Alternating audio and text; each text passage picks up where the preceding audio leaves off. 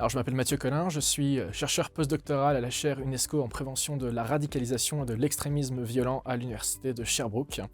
Je m'intéresse à différentes choses. Première chose, ce sont les idéologies extrémistes et les radicalités politiques. Je suis notamment spécialiste de l'extrême droite et de l'accélérationnisme, terrorisme d'extrême droite de manière générale, notamment aux États-Unis, mais de manière transnationale également. Je suis aussi spécialiste des liens entre religion et politique, particulièrement aux États-Unis, en ce qui concerne les enjeux de liberté d'expression religieuse et la gestion du sécularisme, de l'athéisme et de ce qu'on appelle les sans-religions aux États-Unis. Troisième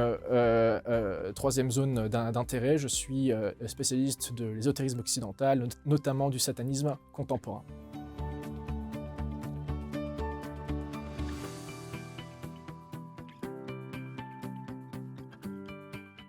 Eh bien, en fait, via différents projets de recherche et intérêts de recherche que j'ai pu avoir depuis quelques années. D'abord, grâce par l'intermédiaire de mes travaux de doctorat, c'est-à-dire l'étude de la religion dans la sphère publique américaine, et par rapport aux enjeux spécifiques liés au premier amendement de la Constitution américaine par rapport à la liberté d'expression religieuse des groupes minoritaires dans la sphère publique par rapport aux groupes majoritaires, ou en tout cas jugés majoritaires. Le groupe sur lequel j'ai travaillé durant ma thèse de doctorat, qui était nommé le Temple satanique, était notamment un groupe qui cherchait à obtenir la même capacité de liberté d'expression religieuse dans la sphère publique par rapport à certains fondamentalistes chrétiens qui pourraient usurper une certaine liberté d'expression, ou en tout cas outrepasser les liens entre politique et religion en profitant d'une liberté religion accrue parce que, étant une religion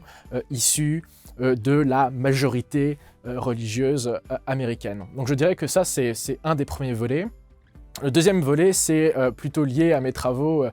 sur l'extrême droite et sur l'encadrement du discours haineux, notamment sur les réseaux sociaux. Là, on a une double problématique.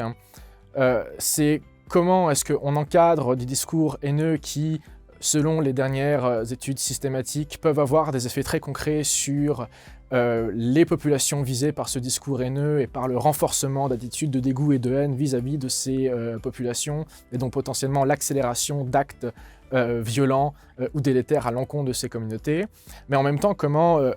éviter les contre-coups liés à cet encadrement, c'est-à-dire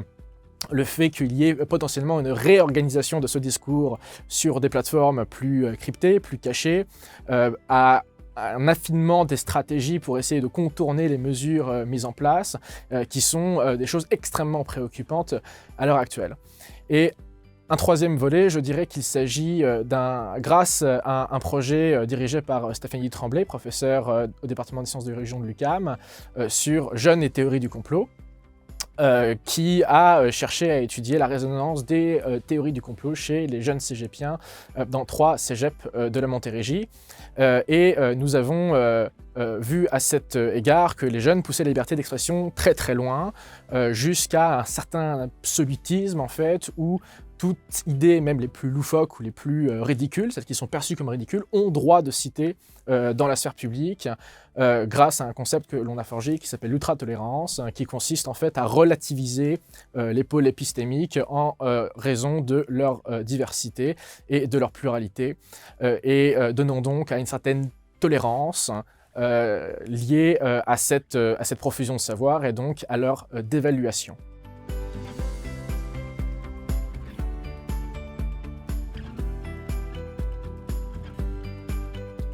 Il y en a plusieurs. D'abord, il y a, comme je l'ai noté, un enjeu au niveau de l'encadrement du discours haineux, c'est-à-dire à un moment de polarisation politique, à un moment de montée des extrêmes dans le champ politique. Comment est-ce que l'on réussit à accorder une certaine liberté d'expression à des acteurs qui sont en décalage du champ politique, en tout cas qui peuvent exprimer une certaine légitimité, une certaine volonté de participer du champ politique, tout en évitant qu'ils agrandissent ou élargissent la fenêtre d'Overton et que le débat public ou que la sphère publique soit contaminée par des discours délétères et dangereux pour la démocratie. Ça, c'est une première chose. Deuxième chose, elle est liée aussi par rapport à l'enjeu du complotisme et donc liée à cette polarisation au sein de la sphère publique, c'est-à-dire comment permettre une liberté d'expression et une participation publique d'une certaine partie de la population qui se sent exclue ou marginalisée par les institutions traditionnelles, comment recréer un dialogue avec cette population pour éviter qu'elle ne tombe entre les extrêmes ou entre les mains des extrêmes, pardon, ou en tout cas comment éviter qu'elle se sente rejetée et qu'elle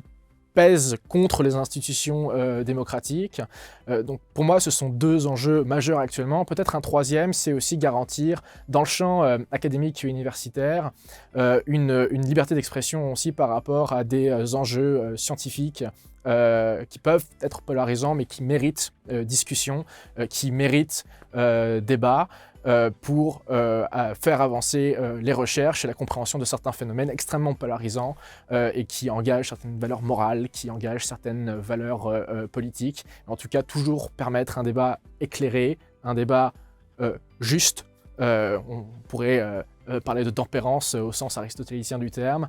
autour de valeurs polarisantes pour le bien de la société et des institutions démocratiques.